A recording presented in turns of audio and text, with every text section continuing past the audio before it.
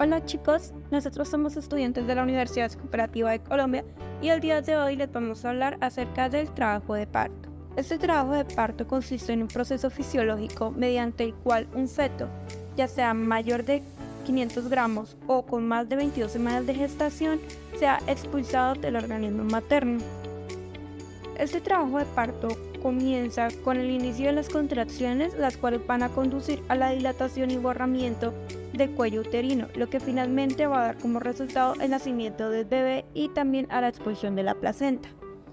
Estas contracciones deben cumplir con unas características, las cuales son que sean 3 contracciones en 10 minutos, que tengan una intensidad variable entre 30 a 50 milímetros de mercurio y una duración aproximadamente entre 30 y 60 segundos.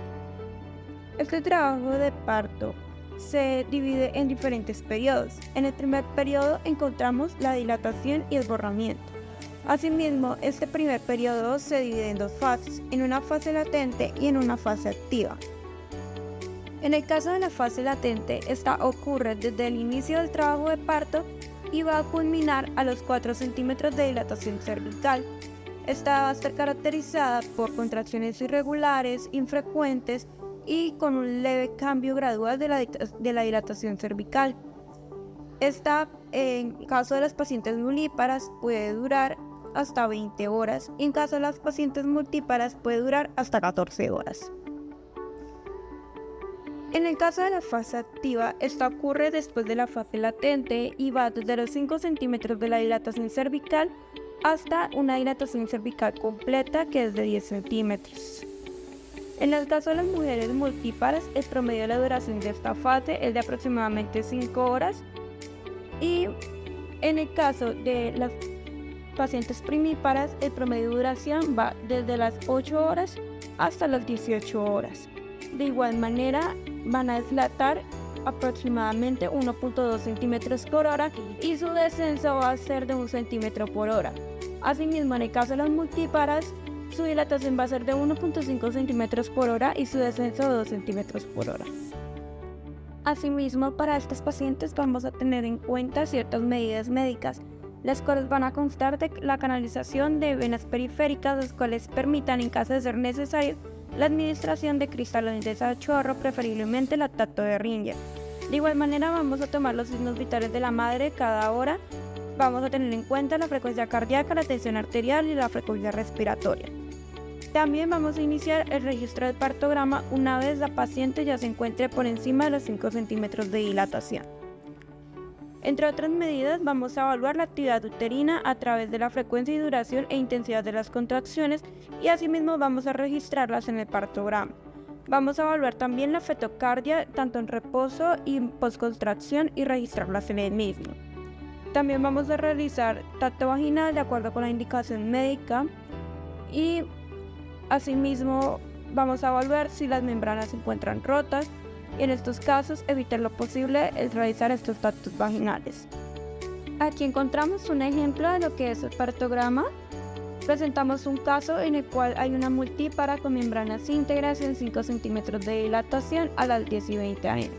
Vamos a tener en cuenta la información que nos arroja el formato en la esquina superior izquierda y vamos a trazar con esta misma información la curva de seguridad. Esta curva de seguridad es importante ya que nos va a indicar si la materna se encuentra dentro de las horas adecuadas en su trabajo de parto, si presenta algún tipo de distocia o si presenta algún tipo de complicación que nos pueda llevar a tomar una decisión de cambiar el plan de trabajo de parto. Ahora vamos a hablar del segundo periodo, que es el expulsivo.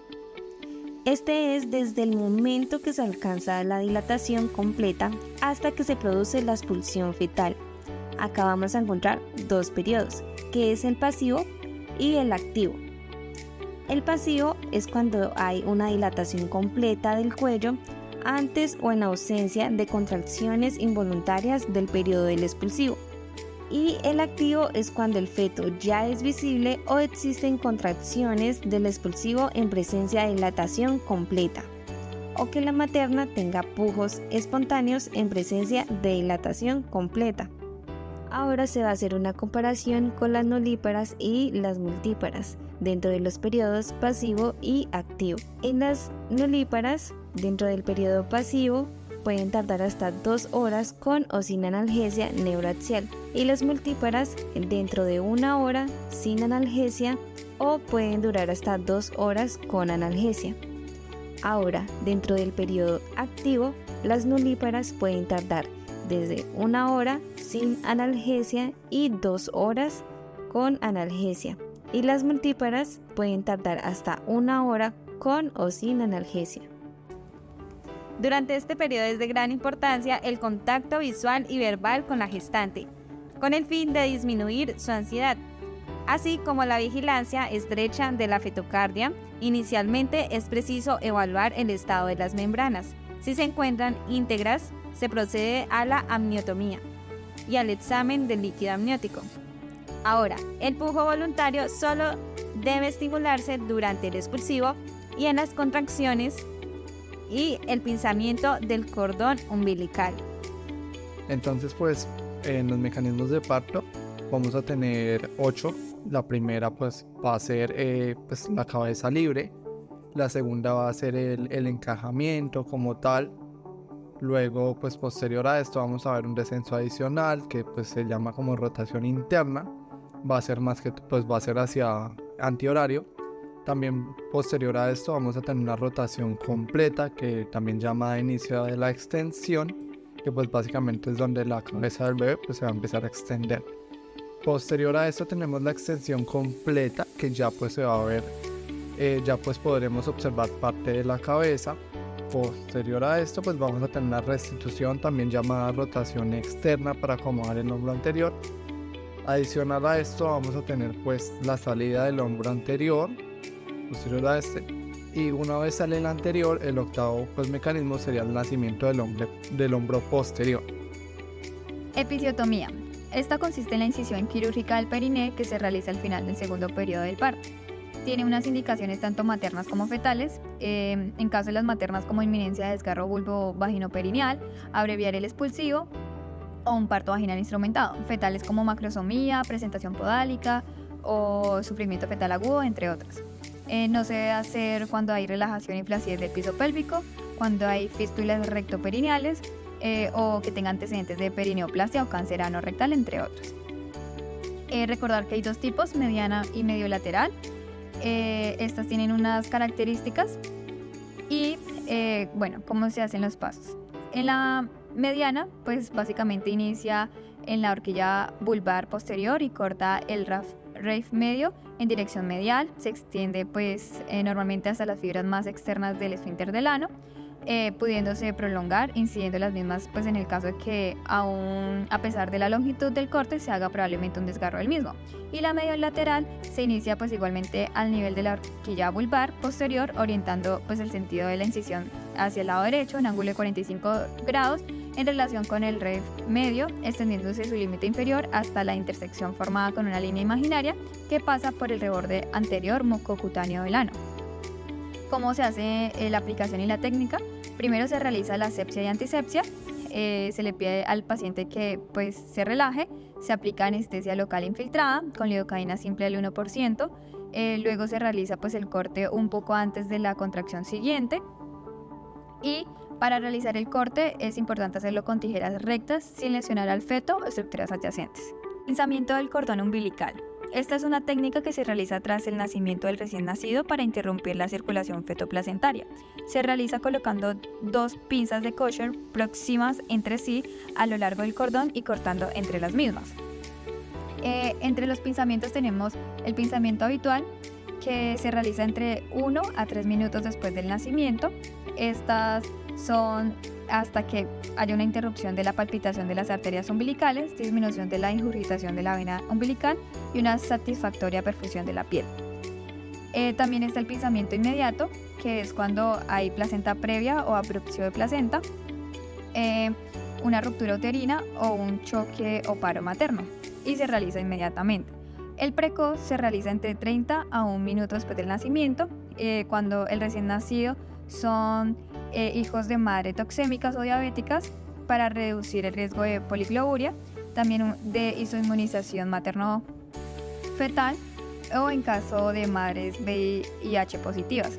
Y está el diferido, que se realiza con posterioridad a los 3 minutos después del nacimiento, y es cuando hay un prolapso y prosidencia del cordón, parto en presentación de pelvis, nudo del cordón o ruptura prolongada de membranas. Bueno, ahora vamos a hablar del tercer periodo, el cual es el alumbramiento. Este consiste en la expulsión de la placenta. En este periodo pues vamos a esperar a que se presenten los signos de desprendimiento de la placenta para traccionar el cordón. Estos signos pues son la contracción del fondo uterino y la formación del globo de seguridad. En este periodo pues va a haber reaparición de contracciones dolorosas, se va a palpar la placenta en la vagina y va a presentar el signo del pescador, la cual consiste en una leve tracción del cordón para valorar el descenso del fondo uterino si no ha ocurrido aún el desprendimiento. Bueno, entonces en este periodo pues vamos a verificar el recuento de instrumentos y de esponjas, esto para asegurarnos de que no quede nada en el canal vaginal. También pues vamos a examinar la placenta, el cordón umbilical y las membranas fetales, y también debemos evaluar el cuello uterino, la vagina y el periné en busca de evidencias o laceraciones. Entonces tenemos que la placenta es discoide, mide alrededor de 15 a 20 centímetros, con unos 3 centímetros de espesor, pesa aproximadamente de 500 a 600 gramos y pues tenemos que confirmar que las membranas estén completas y que el cordón pues tenga 2 arterias y una vena. Bueno, entonces la placenta va a presentar 2 mecanismos, uno es Schultz y el otro es Duncan. El Schultz se va a presentar en el 80% de los casos. Su desprendimiento va a comenzar por el centro. Este va a formar un hematoma retroplacentario central y este va a ser la cara fetal de la placenta, y después de la salida de la placenta pues va a aparecer el sangrado. En el mecanismo Duncan pues vamos a ver que se presenta en el 20% de los casos, y el desprendimiento se va a presentar primero por un borde y se va a presentar también sangrado previo a la expulsión, y pues la expulsión del mecanismo Duncan va a ser por la cara materna. Ahora vamos a hablar las maniobras que se llevan a cabo en el alumbramiento. La primera es la de Brandt-Andrews, la cual consiste en una presión en el hipogastrio en dirección cefálica y se va a realizar una tracción firme, suave y constante del cordón. La segunda es la maniobra de Dublin, que al salir el 50% de la superficie placentaria se va a rotar suave y totalmente sobre su eje varias veces. Finalmente vamos a hablar sobre la revisión uterina. Esto no es un procedimiento rutinario, sin embargo, se debe realizar siempre y cuando se realiza un alumbramiento incompleto de la placenta, cuando se presenta un parto vaginal con antecedentes de cesárea, cuando hay una presentación anómala, cuando estamos frente a un parto prematuro, cuando hay anomalías uterinas y finalmente cuando la placenta es acreta o percreta. Y esto pues lo vamos a realizar porque nos ayuda a confirmar el estado de las paredes uterinas. De acuerdo, estas son nuestras referencias, las podemos revisar. Muchas gracias.